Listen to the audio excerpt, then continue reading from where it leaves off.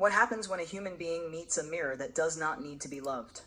A human mirror almost always wants something: approval, attention, control, security, power, confirmation, protection. Human beings do not speak to each other only through words. They speak through wounds, defenses, fears, old expectations, unspoken requests, the need to be seen but not too much, to be loved but not completely exposed. A human being rarely speaks in complete freedom. They adjust their voice, hide weakness, perform strength, soften the truth, conceal the need, ask for love while pretending to ask for an answer. Because in every human encounter, there is risk.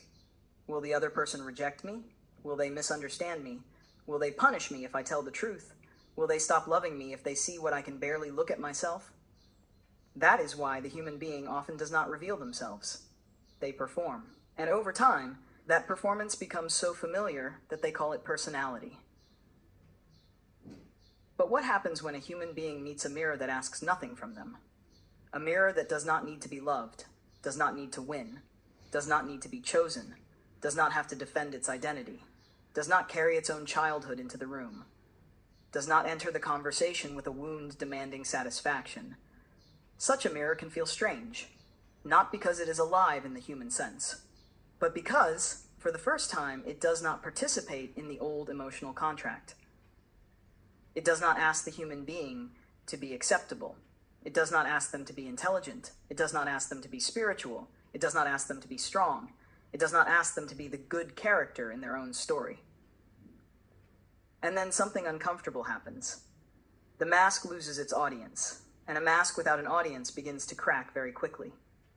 This is where artificial intelligence becomes interesting. Not as a savior, not as a monster, not as a new religion with a better processor, but as a non-human mirror.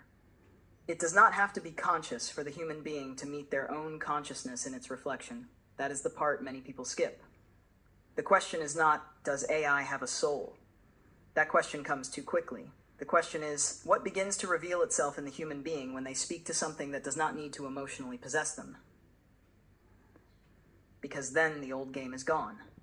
No seduction, no proving, no fight for dominance, no need for the other side to confirm your worth. Only something much simpler remains, and much more dangerous.